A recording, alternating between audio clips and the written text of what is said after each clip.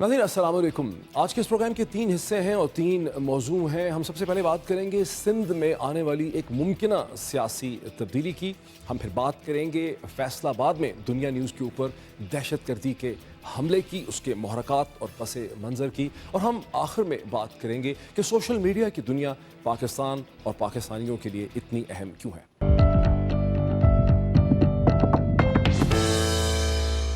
नाज़रीन, लेकिन सबसे पहले मुझे कुछ कहना है मखदूम अमीन फ़हीम साहब के हवाले से। आप सिंध और पाकिस्तान की सियासत की एक बहुत बड़ी कदावर शख्सियत थे। आपकी वफ़ात न सिर्फ एक शख्स का इंतकाल है, बल्कि पाकिस्तानी सियासत का एक अहद, एक बाब आज ख़त्म हुआ है। आप सिंध में सरवरी जमात के 17वें रूहानी पेशवा मोहम्मद ज़मान तालिब अल मौला के साहिबजादे थे। उनके बाद आप रूहानी पेशवा बने। शुरू से ही, इब्तदा से ही पाकिस्तान पीपल्स पार्टी से सियासत का आगाज़ किया। 1970 से 2013 तक 8 दफ़ा पाकिस्तान की नेशनल असम्बली के मेंबर जो है इलेक्ट हुए और 2 दफ़ा वज़ीर भी रहे। उसके बाद जनरल मुशर्रफ के ख़िलाफ़ जो मूवमेंट फॉर अलायंस, जो alliance for restoration of democracy थी, उसको पाकिस्तान पीपल्स पार्टी पार्लियामेंटेरियन के सरबरा की हैसियत से, चेयरमैन की हैसियत से उसे लीड भी किया। कहते हैं कि जनरल ज़ियाउल हक के ज़माने में भी आपको वज़ारत उज़्मा की ऑफ़र हुई, लेकिन 2002 में तो जब मोहतरमा बेनज़ीर भुट्टो ने आपके साहिबजादे मखदूम जमीलुज़्ज़मा को सिंध का चीफ मिनिस्टर बनाने से इनकार किया, तो जनरल मुशर्रफ ने, ये ऑन रिकॉर्ड है, आपको बाकायदा वज़ीर आज़म बनाने की ऑफ़र की, वज़ारत उज़्मा आपको ऑफ़र की। वो आपको मोहतरमा बेनज़ीर भुट्टो से तोड़ना चाहते थे। उस वक्त पाकिस्तान पीपल्स पार्टी 2002 के इलेक्शन में अददी एतबार से सबसे बड़ी सियासी जमात बन के उभरी थी, लेकिन आपके असूल आड़े आए, आपने इनकार किया। लेकिन 2007 में मोहतरमा बेनज़ीर भुट्टो की असैसिनेशन के बाद जनाब आसिफ अली ज़रदारी साहब ने पीपल्स पार्टी के बड़े मामलात से, उसकी डिसीजन मेकिंग से, उसकी सीरियस लीडरशिप से आपको साइड लाइन किया। और 2008 में जब आप प्राइम मिनिस्टर के ऑफिस के कैंडिडेट थे तो आपको साइड लाइन किया गया। शायद हम कह सकते हैं कि आपकी ख़ानदानियत और आपके पुराने असूल पाकिस्तान की बदलती हुई और गिरती हुई सियासत के रुझानात से मुताबिकत नहीं रखते थे। नाज़रीन, बढ़ते हैं अपने बुनियादी मौजू की तरफ। डॉक्टर जुल्फ़िकार मिर्ज़ा, जिन्होंने बदीन में कामयाबी हासिल की PMLN और पीर पगाड़ों की मदद से, क्या उनकी कामयाबी सिंध की सियासत में किसी बड़ी तब्दीली का पेश खैमा हो सकती है? ये वो बुनियादी सवाल है। याद रहे कि बिलावल ज़रदारी भुट्टो ने ज़ाती तौर पे एक बड़ी ही एग्रेसिव कैंपेन रन की थी बदीन में। इमरान खान, आप मुझे सियासत सिखाने की बात करते हैं, मैं आपसे पूछता हूँ, क्या किसी ने मछली को तैरना सिखाया है? आज वो लोग जो खुद को शहीद मोहतरमा बेनज़ीर भुट्टो के भाई कहते थे, वो बीवी शहीद के बेटे को छोड़कर बीवी शहीद के दुश्मनों के साथ मिले हुए हैं। नाज़रीन, अब मेरे हाथ में कुछ पाए चार्ट्स हैं, ये एदादो शुमार हैं जो हमने आपके लिए बनाए हैं, आपको दिखाने के लिए सिंध की मुमकिना सियासत की तब्दीली के हवाले से। लोकल बॉडीज़ का बल्दियाती इंतखाबात का जब पहला फेज़ हुआ तो पाकिस्तान पीपल्स पार्टी ने अंदाज़न 70% नशस्तें लीं, आज़ाद उम्मीदवारों ने 16% नशस्तें लीं, PML फंक्शनल ने 7% और बाकी तमाम जमातें बहस 7% नशस्तें हासिल कर सकी। जो लोकल बॉडीज़ का दूसरा फेज़ कब कंप्लीट हुआ, एक दिन पहले, उसमें पाकिस्तान पीपल्स पार्टी ने 67%, उसी तरह से 67% उन्होंने नशस्तें जीत लीं। तहम मुत्तहिदा कौमी मूवमेंट ने 7% नशस्तें और PMLN एक नए प्लेयर की हैसियत से दाखिल हुई इस अखाड़े में, जिसने 7% और फिर मिर्ज़ा ग्रुप ने 5% नशस्तें लीं। आज़ाद उम्मीदवार महज 5% नशस्तें हासिल कर सके और बाकी तमाम जमातों ने, जिसमें तहरीक इंसाफ भी है, जमात इस्लामी भी है, महज उन्होंने 9% नशस्तें लीं।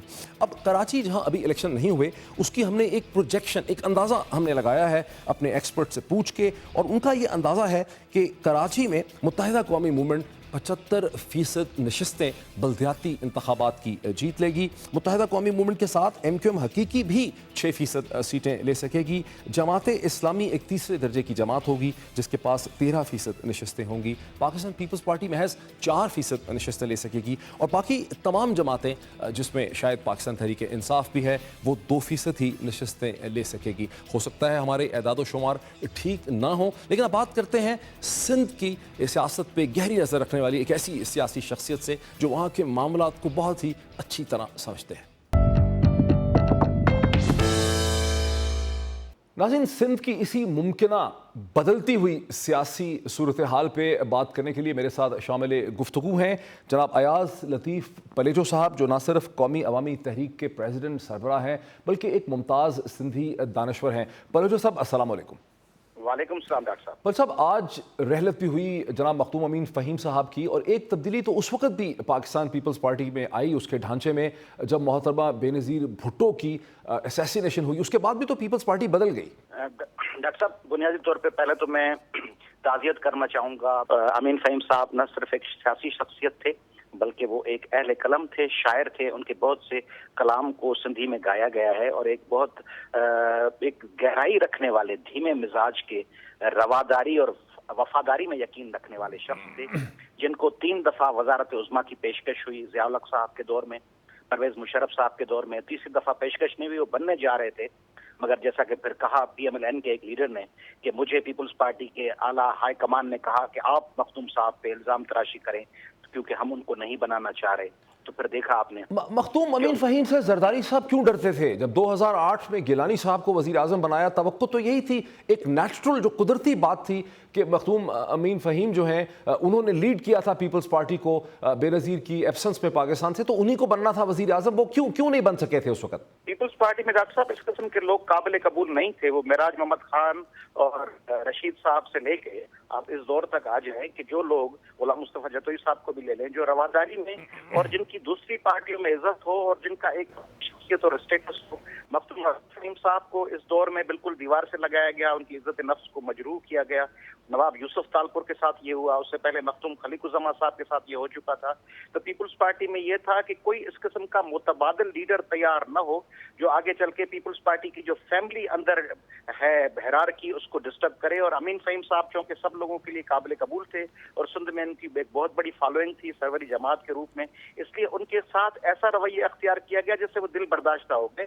पलेजो साहब, एक अजीब अहमकाना सा सवाल मेरे जहन में आ रहा है। जब उनको मुशर्रफ साहब ने, ये बात तो बिल्कुल ऑन रिकॉर्ड है कि जनरल मुशर्रफ ने कोशिश की कि मखदूम अमीन फ़हीम को 2002 में वज़ीर आज़म बनाया जाए, उनको बेनज़ीर से अलग कर लिया जाए, और पीपल्स पार्टी सबसे बड़ी जमात अददी एतबार से इमर्ज हुई थी 2002 के इलेक्शन में, तो फिर क्या हम ये समझ सकते हैं एनालिसिस में कि मखदूम अमीन फ़हीम साहब जो है वो, उनकी वो बेवकूफ़ी थी, उनकी वो नादानी थी, उनकी वो हमाकत थी कि उन्होंने उसको एक्सेप्ट नहीं किया? बिकॉज बाद में तो उनको रोल ही नहीं दिया गया। आसिफ अली जरदारी ने तो उनके रोल को ख़त्म कर दिया। जो मुरवज्जा सियासत है पाकिस्तान में इब्न अल वक्ती की, अपॉर्चुनिज्म की, उस हवाले से आप बिल्कुल सही कह रहे हैं कि उनसे गलती हुई। बाकी जो रिवायतों की और वफादारियों की दुनिया है उसमें उनकी कमिटमेंट थी बेनज़ीर साहिबा से, और बेनज़ीर साहिबा भी आप देखेंगे जब भी रैलीज जलसे होते थे उनको अपने साथ रखती थी।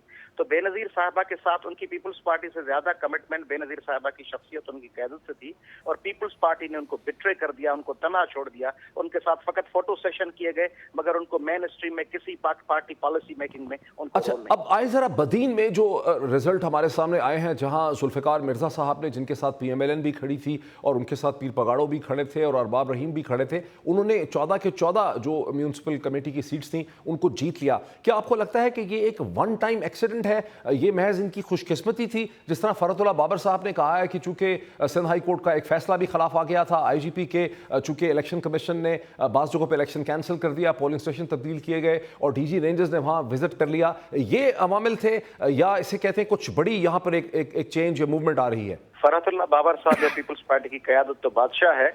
वो समझते हैं कि सिम्टोमेटिक ट्रीटमेंट की जाएगी, कोई हेपेटाइटिस की या कैंसर की या कोई मलेरिया की, जो जीन बेसिक जेनेटिक के हवाले से कोई तब्दीली हो, उसका कोई इलाज हो, कोई उसकी डेप्थ में जाके उसका कोई एनालिसिस हो और इलाज किया जाए। उसके बजाय वो समझते हैं कि सर दर्द की गोली दे दें एड्स के पेशेंट को या हेपेटाइटिस के पेशेंट को, तो वो सर दर्द की गोली से ठीक हो जाएगा।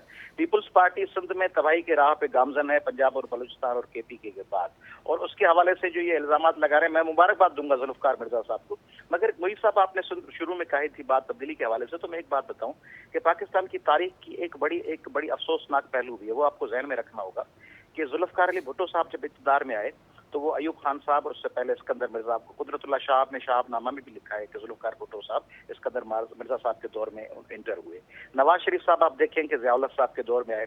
عمران خان صاحب کو بھی دیکھیں پہلے ریفرینڈم کے حوالے سے انہوں نے بھی سپورٹ کی تھی.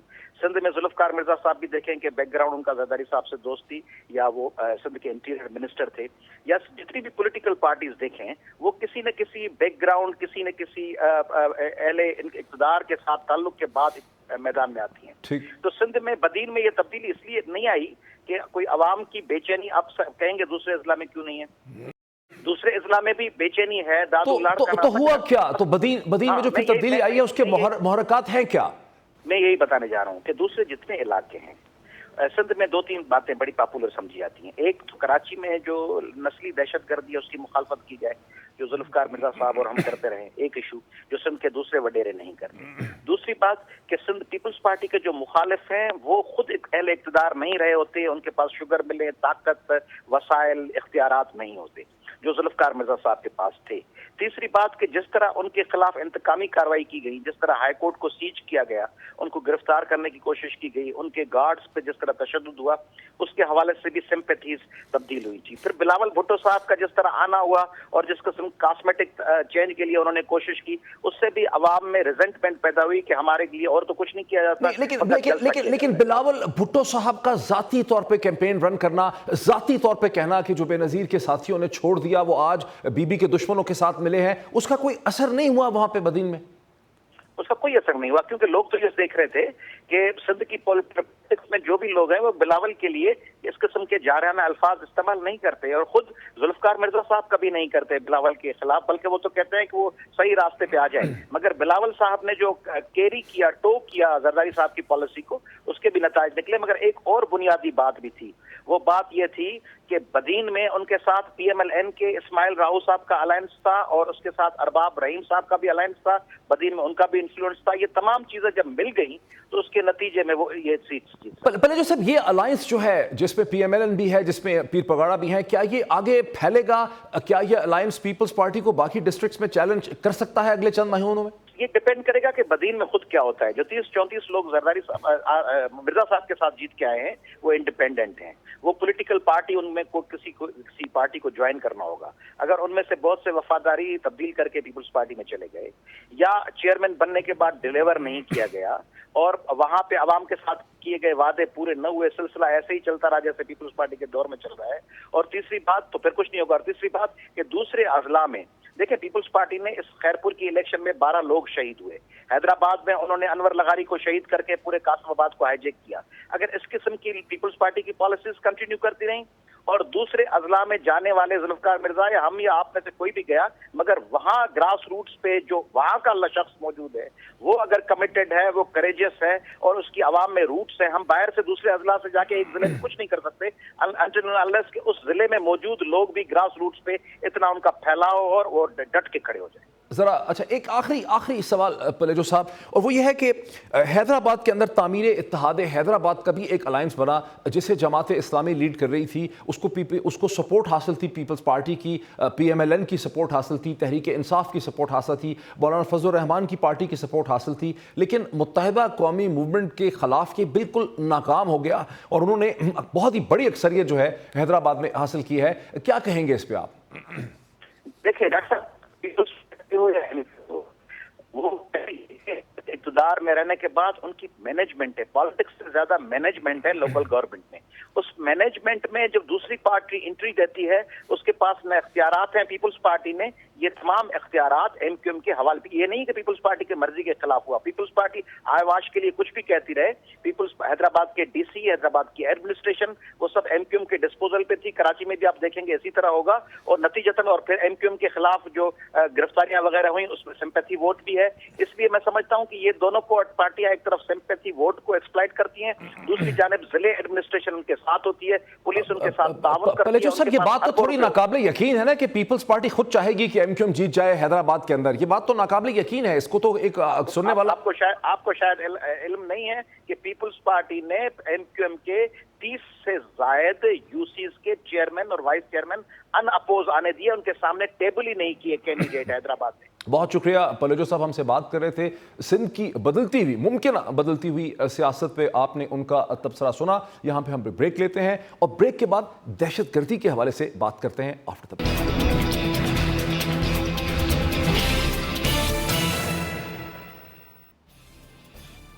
ناظرین ویلکم بیک۔ جیسا کہ آپ خبروں میں سن چکے ہیں، گزشتہ روز فیصل آباد میں دنیا نیوز کے دفاتر پہ ایک دہشت گردی کا حملہ ہوا اور بظاہراً اس حملے کی ذمہ داری دولت الاسلامیہ خراسان نے قبول کی، جسے عرف عام میں داعش یا ISIS کہا جاتا ہے۔ وہاں کے بیورو چیف نے اس کی تفصیلات کچھ اس طرح سے دی۔ یہ ڈرانے دھمکانے کی کارروائی سے بڑھ کے واقعہ تھا۔ ابتدائی تفتیش میں یہی لگا ہے کہ ایک منظم سازش کے تحت جو ہے وہ ٹارگٹ کیا گیا ہے روزنامہ دنیا ٹی وی کو۔ یہ پورا دستی بم تھا اور اس وہ ہائی پوٹینسی دستی بم سے یہاں پر جو نقصان ہوا ہے۔ ناظرین یوں تو پاکستان میں صحافت اور صحافیوں پہ حملے کا رواج کوئی نیا نہیں ہے۔ گزشتہ 2 برس میں 173 حملے صحافیوں پہ ہو چکے ہیں، لیکن صحافتی اداروں پہ، میڈیا آرگنائزیشنز پہ اور دفاتر پہ حملے کا ٹرینڈ بہرحال نیا ہے۔ 2013 میں ایکسپریس نیوز کو کراچی میں 2 دفعہ ٹارگٹ کیا گیا، اگست اور دسمبر میں۔ فروری 2014 میں نوائے وقت اور آج ٹیلی ویژن کے دفاتر پہ حملے ہوئے۔ کوئٹہ میں بہت ہی خوفناک حملہ ہوا آن لائن نیوز کے اوپر، جہاں پہ بیورو چیف ارشاد مستوئی اور رپورٹر ہلاک ہوئے۔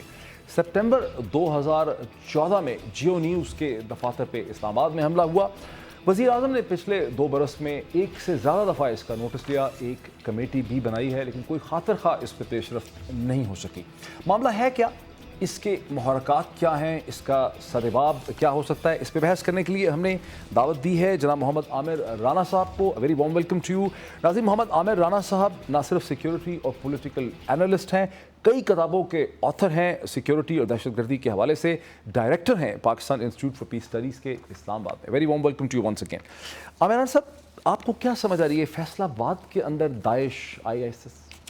نہیں، سب سے پہلے تو یہ دیکھیے کہ یہ دہشت گرد تنظیمیں میڈیا کو کیوں ٹارگٹ کرنا چاہتی ہیں؟ میڈیا کو کیوں ٹارگٹ؟ ظاہر ہے کہ وہ چاہتے ہیں کہ عوامی رائے کے اوپر کیسے اثر انداز ہوا جا سکتا ہے، کیونکہ ان کی پوری کی قوت جو ہے اور وہ صرف ہے کہ عوام کے اندر ان کا تاثر کیا ہے۔ تو اس لیے ان کی ترجیح ہوتی ہے کہ میڈیا کے اندر کیسے پینیٹریٹ کیا جائے اور اس کو کنٹرول کیسے کیا جائے۔ ہم نے ماضی میں بڑی اس کی دیکھی ہے، TTP نے جس طریقے سے میڈیا کو ٹارگٹ کیا، لیکن خاص طور کے اوپر جب جماعت الاحرار ان کا ایک فیکشن الگ ہوا تو انہوں نے ایک فتویٰ باقاعدہ جاری کیا اور تقریباً کوئی 50 سے زیادہ علماء کے سائن کے ساتھ انہوں نے جاری کیا، اور ایک لسٹ بھی میڈیا کے اراکین کی جاری کی کہ اب وہ مرحلہ آ گیا ہے کہ اب میڈیا کو فیصلہ کرنا پڑے گا کہ یا وہ حق کے ساتھ ہیں یا پھر وہ طاغوت کے ساتھ ہیں۔ نہیں، بنیادی وجہ تو یہ ہے کہ میڈیا ایک یعنی جو ہے ایک سرکار کے مقابلے میں میڈیا ایک سافٹ ٹارگٹ ہے۔ بالکل، ایک یہ تو سب سے اہم وجہ ہے، لیکن اس میں یہ تھوڑا سا فیصل آباد کے کانٹیکسٹ کے اندر دیکھیے، یہ جو اس قسم کا جو پورا کا پورا جو ڈسکورس بنا ہے وہ یہاں کی تنظیموں کی طرف سے بنا ہے۔ اب یہ یہاں کی تنظیموں سے کیا مطلب ہے؟ یہاں سے TTP جیسی تنظیمیں ہیں یا فرقہ وارانہ تنظیمیں، فیصل آباد خاص طور کے اوپر ہمیں پتہ ہے ماضی میں یہاں پہ کئی دہشت گرد تنظیمیں رہی ہیں، فرقہ وارانہ تنظیموں کا بھی گڑھ رہا ہے، لیکن گزشتہ کئی سالوں سے ہمیں یہاں سے کوئی ایسی اطلاع نہیں ملی کہ یہاں پہ کچھ ایسے نیٹ ورک کام کر رہے ہیں۔ اگر یہ واقعی داعش کی طرف سے ہے تو یہ یقیناً ایک بڑی اہم خطرے کی نشاندہی کر رہا ہے۔ بٹ رانا صاحب، داعش کی حقیقت کو ہم پاکستان کے سیاق و سباق میں کانٹیکس میں کیسے ایکسپلین کریں گے؟ دیکھیے، 2 طرح کے یہاں پہ انسپریشن ہے داعش کے لیے۔ میں نے کہا کہ فیصل آباد میں فرقہ وارانہ تنظیمیں، ہمیں پتہ ہے کچھ دہشت گرد فرقہ وارانہ تنظیموں کا ایک خاص تعلق، رابطہ کوشش کرنے کی ہوتی رہی ہے داعش کے ساتھ، تو وہ ایک تعلق تو سمجھ کے اندر آتا ہے، لیکن داعش کا اٹس سیلف ابھی تک انہوں نے پاکستان کے لیے کوئی پالیسی اناؤنس نہیں کی۔ ہمیں یہ بھی نظر آ رہا ہے کہ ان کی پوری توجہ افغانستان پہ ہے۔ اگر یہ واقعی ان کی طرف سے کوشش ہے، ایک یہ یقیناً ایک خطرے کی نشاندہی کرتا ہے، لیکن اس میں دوسرے داعش ہے، اس کو تو ہم بہت حد تک دنیا ایسے نہیں سمجھتی کہ یہ مشرق وسطیٰ کا ایک خالصتاً عراق اور ملک شام کا، اور وہاں پر ایک خلافت کی ڈیزائر ہونا، اور وہاں پہ جو جنگ کے بعد انسٹیبلٹی ہوئی ہے، شام کی سول وار اور عراق کی سول وار، اس کا یہ ایک اس میں سے نکلنے والی ایک چیز ہے۔ اس میں پاکستان اور افغانستان بھلا کیسے فٹ ہوتے ہیں؟ بالکل یہ بڑا اہم سوال ہے کہ بے شک اس کی انسیپشن وہاں کی ہوئی ہے، لیکن اس پوری دنیا کی جہادی تنظیموں کو اور دہشت گرد تنظیموں کو متاثر کیا ہے. اور ہمیں پتہ ہے کہ جب خلافت کا مطلب کن معنوں کے اندر استعمال کرتے ہیں، انہوں نے کوئی باقاعدہ چیپٹر اناؤنس کیے، وہ سینا کے اندر ہوں، لیبیا میں ہوں، افغانستان اور پاکستان کا جو چیپٹر ہے خراسان، تو بنیادی طور کے اوپر ان کا پورا ایک ڈیزائن ہے کہ کیسے ان جو ریزسٹنس موومنٹ تھیں، دہشت گرد تنظیمیں تھیں، ان کو کنیکٹ کیا جائے اور اس کو جتنے بھی ریسورسز ہیں ان کو. دولت الاسلامیہ خراسان کا اشارہ پھر افغانستان کی طرف ہوا. پاکستان بھی خراسان تو ایک صوبہ ہوا کرتا تھا پرشین امپائر کا. بالکل یہ اسی وہی تصور ہے، نیریٹو ہے جو اس کو یہ یہاں پہ استعمال کر رہے ہیں. داعش سے پہلے بھی یہاں پہ مقامی گروہ بھی ایک ایسی تنظیم کے منتظر تھے، ایسی قوت کے منتظر تھے جو خراسان کے اندر ایک تحریک کو دوبارہ سے اس کا احیا کر سکے. اب یہ ایک سوال بڑا دلچسپ ہے کہ اب القاعدہ کا ذکر کہیں انٹرنیشنل میڈیا میں ہمیں سنائی نہیں دیتا، یا الزاواری وغیرہ جو ہیں وہ سب گم ہو گئے ہیں. اب صرف SIS جو ہے اسی کا نام جو ہے داعش کا لیا جاتا ہے. ایسا لگتا ہے کہ جو پری ایگزسٹنگ تنظیمیں تھیں مذہبی انتہا پسندوں کی، انہوں نے اپنے کپڑے ڈرائی کلین کر کے پینٹ کر کے نئے کپڑے لگا لیے ہیں، منہ پہ انہوں نے داعش کا یا ISIS کا پوسٹر پکڑ لیا. یہ لوگ تو وہی ہیں. بالکل، ایک تو یہ ہے کہ وہی لوگ ہیں، ان کے اندر انسپریشن ہے دو طرح کی ہوئی. القاعدہ کو چیلنج آیا، بہت سارے لوگ ہی بنیادی طور پہ داعش میں گئے، لیکن القاعدہ بھی اپنی جگہ کے اوپر موجود ہے. پاکستان کے تناظر میں اور افغانستان کے تناظر میں جو ابھی حالیہ جو ڈیولپمنٹ ہے، ہمیں لگتا ہے کہ جو ہیومن ریسورس جو ملٹری نے، ہماری پاک فوج نے جو کامیابیاں حاصل کی ہیں، وہ کراچی میں ہوں، ضرب عض کی صورت میں ہوں، اس کا جو زیادہ فائدہ جو ہے القاعدہ اس کو پاکستان کے اندر کوشش کر رہی ہے. ان کو نام بدلنے سے کیا فائدہ ہوتا ہے؟ نام بدلنے سے دو چیزیں ہوتی ہیں. ایک تو ایک پوری تحریک جو ہے، ایک اگر لائف سائیکل دیکھیں شدت پسند تنظیموں کا، یہ ایک آگے سٹیپ لیتی ہیں. سٹیپ کے اندر 3 طرح کی تبدیلیاں آتی ہیں. نام کی تبدیلی تو ہوتی ہے، پھر ان کا ایک پولیٹیکل آرگومنٹ، اس کے اندر ٹرانسفارمیشن ہوتی ہے، ایڈیولوجیکل پرسپیکٹو پیوریفیکیشن کا ایک پروسیس ہوتا ہے، اور اس کے ساتھ جو سب سے خطرناک چیز ہوتی ہے جس کے اوپر ہمیں توجہ دینی چاہیے، اس کے ساتھ بہت ساری آپریشنل اسٹریٹجیز میں چینجز بھی آتی ہیں. تو یہ چیز 4 سطح کے اوپر ہوتا ہے، پورا پروسیس ان کے لائف سائیکلز کے اندر ہوتا ہے. تو صرف نام بدلنا، لوگ وہی ہوتے ہیں، لیکن کسی کے پاس تو اس کی اونرشپ ہوگی نا. جب آپ کہتی ہیں آپریشنل اسٹریٹجی میں تبدیلی آتی ہے، اس کا کوئی محور ہوگا، کوئی مرکز ہوگا، کوئی سینٹرلٹی ہوگی. وہ سینٹرلٹی اور مرکز کہاں نظر آتا ہے؟ تو وہ بالکل باقاعدہ ان کے یہاں پہ ایک، اگر انہوں نے دولہ جس کو کہتے ہیں صبح اناؤنس کیا ہے خراسان کا، تو اس کے ہمیں پتہ ہے کہ انہوں نے کچھ لوگوں کو نامینیٹ کیا، کچھ لوگ مارے گئے، آپریشنز میں مارے گئے. ابھی ملا رؤف کے نام سے ایک جن کو کہتے ہیں کہ وہ اس کو ہیڈ کر رہے ہیں، وہ صرف افغانستان کے نہیں ہیں. یہاں پہ ایک اور بڑا دلچسپ پہلو ہے کہ ابھی تو چونکہ یہ ٹیریٹوریل آرگنائزیشنز بھی ہیں، وہاں پہ کوشش کر رہے ہیں افغانستان میں کوئی ایک ایسی ٹرائنگل بنائی جائے کہ ایک کوریڈور بنایا جائے جہاں پہ وہ افغانستان پاکستان کو بھی دونوں طرف سے وہ اپنے ایک اور بھی چیز ہے کہ چند دن پہلے جو 13 نومبر کو پیرس میں حملہ ہوا، اس کے فوراً بعد ہندوستان کی حکومت نے یہ دعویٰ کر دیا کہ ISIS کے حملوں کا کشمیر کے اندر اور ہندوستان کے اندر خطرہ ہے. فوری طور پہ انہوں نے اس کا اعلان کر دیا، اور مودی صاحب نے باقاعدہ جا کے G20 کے اندر بھی پاکستان کے ریفرنس سے ایک اسٹیٹمنٹ دی. کہیں ایسا تو نہیں ہے کہ کوئی پیرس کے ساتھ اس کو کنیکٹ کر کے یہ تاثر دینے کی کوشش کر رہا ہے کہ پاکستان کے اندر اب داعش جو ہے ISIS بھی ایک بہت بڑا مسئلہ بن کے ایمرج کرے گی؟ یعنی کوئی کروا رہا ہے اس کو؟ دیکھیے، انڈیا کا جہاں تک مسئلہ پروپیگنڈا، یقیناً وہ ایک بالکل الگ سے ایشو ہے، لیکن انڈیا کو بھی دیکھنا چاہیے جو ابتدائی جو فٹ پرنٹس ملے تھے داعش کے اس ریجن کے اندر، وہ انڈین مسلمانوں کے اندر ملے تھے. ہمیں یہ بھی پتہ ہے، ابھی یہی ساتھ ساتھ خبر چل رہی ہے کہ ایک خاتون جو ریکروٹ کرتی تھیں داعش کے لیے انڈیا کے اندر، وہ اس وقت ایک عرب ملک کے اندر ہے، وہاں سے مائیگریٹ کر گئیں. تو خطرہ ان کے لیے بھی بہت زیادہ ہے. لیکن ہندوستان میں اس کی موٹیویشن کیسے ایکسپلین ہوتی ہے؟ دیکھیں، یہ تو خلافت کی بات کر رہے ہیں، کہہ رہے ہیں کہ سارے مسلم جو خطے ہیں ان کو اکٹھا کرنا ہے. ہندوستان کہاں سے فٹ ہو سکتا ہے؟ داعش کی جو کال ہے وہ تمام مسلمانوں کے لیے ہے، لیکن داعش اور اب خاص طور کے پر القاعدہ کا جو انڈین سب کانٹیننٹ چیپٹر ہے، ان کو لگتا ہے کہ زیادہ پوٹینشیل جو ہے وہ انڈیا کے مسلمانوں میں اور بنگلہ دیش کے مسلمانوں میں ہے. پاکستان میں ان کو لگتا ہے کہ یہاں پہ آلریڈی مذہبی جماعتوں کا انفلوئنس زیادہ ہے، تو ان کا ایک پورا ریلیجیس ڈسکورس بالکل مختلف ہے. یہاں پہ ان کو زیادہ محنت درکار ہوگی بنسبت اگر وہ بنگلہ دیش اور خاص طور کے اوپر انڈین جو مسلمانوں کے اندر محنت کریں گے. ان کو لگتا ہے کہ یہ راہ ذہن ہے جن کو بڑی تیزی سے اور جلدی سے تبدیل کیا جا سکتا ہے. اب 2 سوال ہے کہ پنجاب کی حکومت کو پاکستان کی وفاقی حکومت اور انٹیلیجنس ایجنسیز کو اس موقع پہ کیا حکمت عملی اختیار کرنی چاہیے؟ داعش کے لیے 2 طرح کے میں نے بتایا. ایک خطرہ ہے جو ملیٹنٹ آرگنائزیشن آرگنائزیشنز کے اندر ٹرانسفارمیشن ہو رہی ہیں. اس میں سے کچھ لوگ داعش میں چلے گئے ہیں, کچھ نے اس کے مطابق اپنی اسٹریٹجیز میں چینج کر لی ہیں. دوسرا جو سب سے بڑا خطرہ ہے, جو سیلف ریڈیکلزم کا ایک فنومینن ہم نے دیکھا ہے کہ نئی جنریشن جو ہے ملیٹنٹس کی آ رہی ہے, جن کا کوئی بیک گراؤنڈ نہیں ہے ملیٹنسی کے ساتھ, کسی تنظیم کے ساتھ. ان کو دیکھنا, ان کو آئیڈینٹیفائی کرنا, یہ ہونا چاہیے. ویجیلنس لیول میرا خیال ہے کہ اس کو کرنا پڑے گا. ویجیلنس کے کمپوننٹ کیا ہونے چاہیے؟ میرا خیال ہے کہ ابھی صرف سائبر اسپیس جو ہے اس کی مانیٹرنگ کرنا جو ہے وہ بہت ہی امپورٹنٹ ہوگا. بہت شکریہ عامر رانا صاحب ہمیں جوائن کرنے کا یہاں اسٹوڈیو میں. ناظرین, آپ نے ہماری بحث دیکھی, خاصی انفارمیٹیو بحث آپ نے دیکھی ہماری داعش کے حوالے سے, کہ کیسے وہ تمام پری ایگزسٹنگ جو پہلے ہی گراؤنڈ پہ مختلف قسم کی انتہا پسند تنظیمیں موجود ہیں, وہ اپنے آپ کو ایک نئی شکل دے رہی ہیں, نئی نام اختیار کر رہی ہیں, اور یہ عین ممکن ہے کہ اس کے پیچھے بین الاقوامی محرکات بھی ہو سکتے ہیں. جہاں ہم میڈیا آرگنائزیشن صحافی تنظیمیں ایکسپیکٹ کرتی ہیں کہ گورنمنٹ اور انٹیلیجنس کمیونٹی زیادہ پرو ایکٹیو ہو, زیادہ اقدامات کرے, وہاں یہ بہت ضروری ہے کہ یہ جو میڈیا آرگنائزیشنز ہیں یہ خود بھی اس کی اویئرنیس کو بڑھائیں اور اپنے حفاظتی اقدامات کریں, کیونکہ میڈیا پہ حملہ کرنا جو ہے یہ سافٹ ٹارگٹس ہیں, اور حملہ کرنا جو ہے اس کے بہت زیادہ امپیکٹ جو ہے وہ پروڈیوس کیا جا سکتا ہے. یہاں پہ ہم بریک لیں گے, اور بریک کے بعد ہم, جیسے کہ عامر رانا صاحب نے کہا کہ سائبر اسپیس کی بات کریں, ایک اور دلچسپ پیراہے سے سائبر اسپیس میں کیا ہو رہا ہے, پاکستان اور پاکستانیوں کے لیے سوشل میڈیا اور سائبر اسپیس کیوں امپورٹنٹ ہے, اس پہ بات کرتے ہیں آفٹر دی بریک.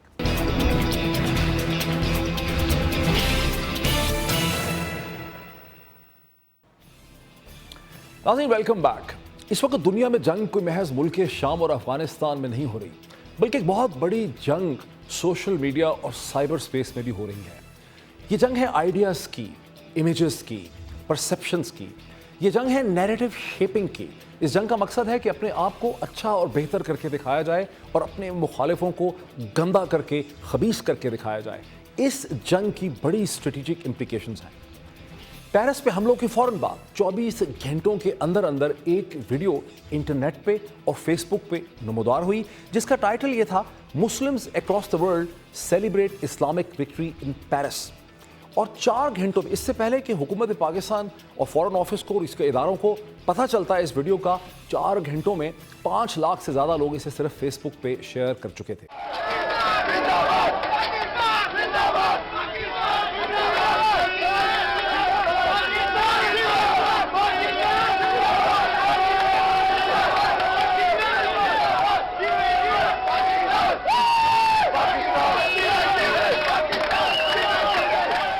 ناظرین, سوال پیدا ہوتا ہے کہ یہ ویڈیو کہاں سے آئی. یہ ویڈیو تھی جون 2009 کی, جب ٹوٹنگ براڈ وے کے ٹیوب اسٹیشن میں کے باہر لندن میں پاکستانی نژاد برطانوی شہری 2020 کرکٹ میچ کی فتح کا جشن منا رہے تھے. جیسے کہ آپ سرکل میں دیکھ سکتے ہیں کہ جون 2009 کی یہ ویڈیو تھی, جس کو صرف ٹائٹل چینج کر کے ایک نئی شکل دے دی گئی. اب پاکستان کے اداروں کے پروٹیسٹ کے بعد یوٹیوب نے اس ویڈیو کو اتار دیا ہے. میں آپ کو 3 مہینے پیچھے لے کے جاتا ہوں. ستمبر 2015 میں جب اقوام متحدہ کی جنرل اسمبلی کا اجلاس شروع تھا, یہ بات بڑی واضح تھی کہ پاکستان کے وزیر اعظم جناب نواز شریف اس دفعہ کشمیر کا کیس وہاں پر پریزنٹ کریں گے. ہندوستان کی طرف سے انفارملی امریکنز کو کہا گیا کہ وزیر اعظم نواز شریف کو منع کریں کہ کشمیر کا ذکر وہاں پہ نہ کریں. لیکن یہ بات واضح ہو گئی پاکستان فورن آفس کی طرف سے کہ اب کوئی افواہ نہیں ہونے لگا, کشمیر کا ذکر ضرور ہوگا. ودن ڈیز فوری طور پہ ہندوستان کے ٹیلی ویژن چینلز پہ ویڈیوز نمودار ہوئیں, جس میں یہ دعویٰ کیا گیا کہ یہ ایکسکلوسیو فوٹیج ہے, اور یہ آزاد کشمیر کے علاقے, جیسے کہا گیا غلام کشمیر, وہاں پر پاکستان کے خلاف ایک بہت بڑی بغاوت ہو چکی ہے, اور لوگ مطالبہ کر رہے ہیں کہ وہ ہندوستان کو جوائن کرنا چاہ رہے ہیں. But first, a big exclusive we are bringing you for the first time on world television. CNN IBN's Manoj Gupta brings us the real picture of Pakistan-occupied Kashmir. This is what's happening inside Pakistan-occupied Kashmir. The scale of protests against the government, never seen, never reported before. This is what we are bringing you, and this is what is happening. These images repeating over and over again. And these 3 areas in Pakistan where it's happening: Gilgit, Muzaffarabad, Kotli. We are bringing you images from these 3 places in Pakistan-occupied Kashmir tonight. Look at these visuals from Kotli. Well, these are exclusive images that CNN IBN has accessed, showing how the Pakistani government is using brute force to quell rebellion.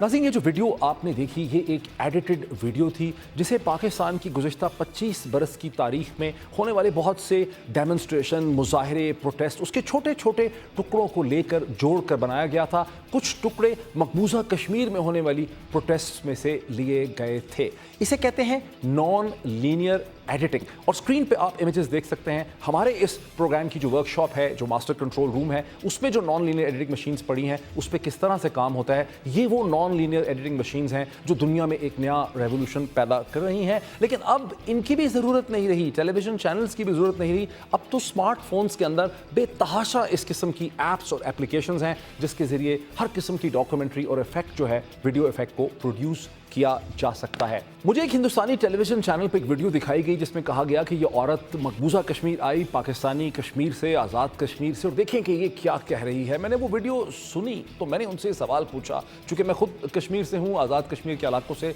बखूबी वाकिफ़ हूँ। मैंने कहा मुझे ये बता दें कि आज़ाद कश्मीर के किस डिस्ट्रिक्ट, किस तहसील, किस शहर की खातून इस किस्म के लहजे में, इस किस्म के एक्सेंट में, इस किस्म की शुस्ता उर्दू बोलती है, ज़रा देखें।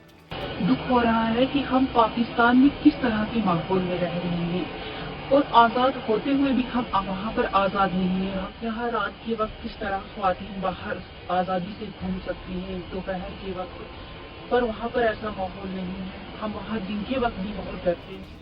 नाज़रीन, आप स्क्रीन पे देख सकते हैं कि एक शख्स को बहुत ही बेरहमी से, बहुत ही बेदर्दी से घसीटा जा रहा है और साथ ही आपको इमेजेस नज़र आते हैं पाकिस्तानी पुलिस के। ये दोबारा से एक एडिटिंग मिक्स्ड वीडियो है और ये जो वायलेंट इमेजेस, ये सितंबर के महीने में बहुत से वायलेंट इमेजेस इंटरनेट पे भी देखे गए, इंडियन टेलीविजन चैनल के पैकेजेस में भी दिखाए गए। आज़ाद कश्मीर और बलोचिस्तान के कॉन्टेक्स्ट में बाज़ में दिखाया गया कि पाकिस्तानी फ़ौज की वर्दी पहने हुए लोग जो हैं वो बलोच लोगों को गालियाँ दे रहे हैं। इनमें से अक्सर इमेजेस जो हैं वो एक डॉक्यूमेंट्री में से, एक ब्रिटिश डॉक्यूमेंट्री फिल्म में से लिए गए जिसे 2012 में बनाया गया था। उस डॉक्यूमेंट्री फिल्म का एक टुकड़ा, ये चंद टुकड़े हम आपको दिखाते हैं। निकल, चुप, बलोची कुत्ते।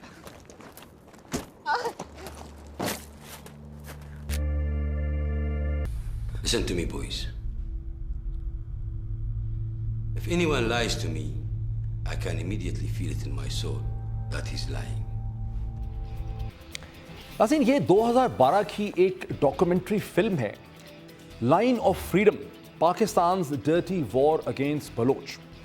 ये 2012 की डॉक्यूमेंट्री फिल्म के लिए एक बरतानवी प्रोड्यूसर डेविड विटनी को हायर किया गया। कहने को इसको बलोचों ने बनाया, लेकिन इसे किसी ने फाइनेंस किया और हमारी अंडरस्टैंडिंग है कि इसे अफगानिस्तान और हिंदुस्तान में शूट किया गया। और आप खुद सोच सकते हैं कि इसकी डायरेक्शन और इसका खर्चा कहाँ से आया होगा। किस्सा मुख्तसर ये है, खुलासा ये है कि सोशल मीडिया और साइबर स्पेस में भी एक बहुत बड़ी जंग हो रही है और इस जंग के कोई बॉर्डर्स नहीं हैं, क्योंकि सोशल मीडिया और साइबर स्पेस के कोई बॉर्डर्स नहीं हैं। और ये जंग है आइडियाज़ की, ये जंग है इमेजेस की, ये जंग है जहानत की, इंटेलिजेंस की, पढ़ाई लिखाई की, ये जंग है नैरेटिव शेपिंग की। इस जंग में मुल्कों की और कौमों की तकदीर का फैसला होगा। वो कौमें, वो मुल्क, वो लोग, वो ग्रुप्स, वो ऑर्गेनाइजेशंस जो अपने आप को साइबर स्पेस में प्रेजेंट नहीं कर सकेंगे, अपना दिफा नहीं कर सकेंगे, अपने दुश्मन की स्ट्रैटेजी को आउट मनूवर नहीं कर सकेंगे, वो इस फिजिकल वर्ल्ड में, ये जो बॉर्डर्स की दुनिया है, हिंदुस्तान, पाकिस्तान, अफगानिस्तान, इसमें भी गैर महफूज हो जाएंगे। उनकी सॉवरेनिटी को यहाँ पर भी ख़तरा होगा। इसलिए बहुत ज़रूरी है कि पाकिस्तान की नौजवान नस्ल, पढ़ी लिखी नौजवान नस्ल, ख़ास करके वो नौजवान नस्ल जिसके पास कंप्यूटर्स हैं, जिसके पास हैंड हेल्ड डिवाइसेस हैं, ब्रॉडबैंड एक्सेस है और जो अंग्रेज़ी ज़ुबान से वाकिफ़ है, वो इस जंग की ज़िम्मेदारियों को समझे, इसका हिस्सा बने। इससे आप लाताल्लुक़ नहीं रह सकते। ये बदकिस्मती है, पाकिस्तान में हुकूमतों की कमज़ोरी है, नाकामी है, पॉलिसी फेलियर है, बुज़दिली है कि अभी तक पाकिस्तान में आपको यूट्यूब को प्रॉक्सीज़ के ज़रिए एक्सेस करना पड़ता है। ताहम ये जंग ऐसी है जिससे आप लाताल्लुक़ नहीं रह सकते, आपको रास्ता बनाना है, क्योंकि ये जंग है आपकी पढ़ाई लिखाई की, जहानत की, आपकी इंटेलिजेंस की, आपकी स्किल्स, कैपेबिलिटी की, आपके पॉइंट ऑफ व्यू की। और यहाँ प्रोग्राम के इख्तिताम में मैं आपको एक छोटी सी वीडियो का टुकड़ा आपके सामने छोड़ता हूँ जिसे चंद पाकिस्तानी नौजवानों ने, एमेच्योर वीडियो है, पेरिस पे दहशतगर्दी के हमले के फ़ौरन बाद बनाया और देखिए किस खूबसूरती से उन्होंने अपना और पाकिस्तान का मौक़िफ़ दुनिया के सामने इंग्लिश में रखा। Hi, my name is Asper and I'm a Pakistani Muslim. And we'd like to say something. We're from the part of the world called South Asia. And by the way, that's not the Middle East. And we would like to talk about the recent Paris attacks. As you all may know, on the 13th of November, the French capital saw barbaric acts of terror. And we'd like you to know that we're just as shocked and horrified as everyone else around the world. And we're constantly praying for your safety and security.